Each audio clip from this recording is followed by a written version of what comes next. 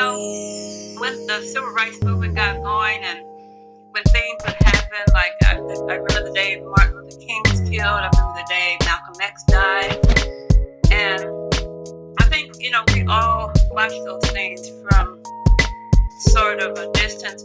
Plus, we grew up, opposed to certain things that were going on in our culture. We joined the Southern Christian Leadership Conference when we were young girls, and she allowed us to do that.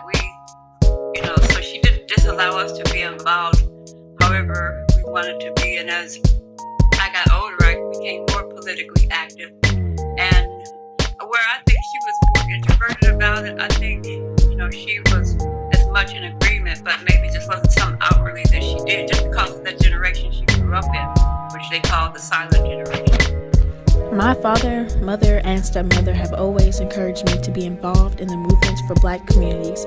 They never failed to have intellectual conversations about the ways of the world today and how our people are treated. I remember how proud they were when I told them I wanted to start a Black student union in my high school. My school had 3% Black students, but I still wanted this organization.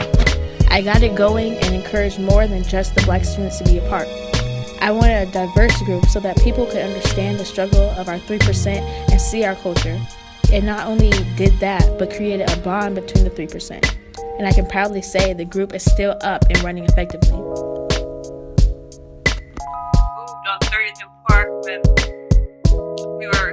me and your grandmother were young girls, and so me and Nanny went to look at the house, and so the lady next door to us was a little old white lady. It was her house, and she rented us a double. And I think at the time Nanny had really long hair, and we were, both kind of on the lighty side, and she might not have the best eyesight. Anyway, she rented the house to us, and then when Grandma Sue and Papa August showed up, and she realized she had rented this house to this Black family.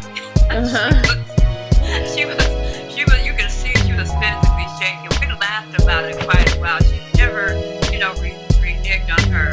But you could see that we had to go through this town called Vandalia, Illinois. And even when we were kids, these blackface cartoon postcards, which were gone years before me and your grandmother showed up, but they were still being sold in this town and in Vandalia, Illinois, where they said that Black should be after the sun. Somebody had to drive there and wait with us while our bus came. I think as a child, that was probably my scariest moment of not knowing what would happen to us if sometime somebody wasn't there to meet our bus when we got there, or if something happened. The biggest issue that I personally confronted was the fact that because I was light skinned, a lot of brown skinned kids would pick on me, and sometimes your grandma would have to come and walk me home from school because they would torture me and taunt me, and one day a guy wrapped up a chain link in a towel, and he was going to hit me with it, and your grandma stood in front of me, and he actually caught her across the face. Colorism is this idea of being prejudiced against someone with a darker skin pigmentation. In my opinion, I think that people are colorist towards me. Being a light-skinned African-American categorizes me as being bougie, thinking I look better than everyone else, and treating others as though they are below me. Now, I do have confidence in myself, but I humble it. Another thing is that it's hard for me to fit in because I'm light-skinned. White people see me as Black, and Black people see me as a light-skinned pretty girl. But I see myself as an African-American girl that has to overcome just like every other African-American person.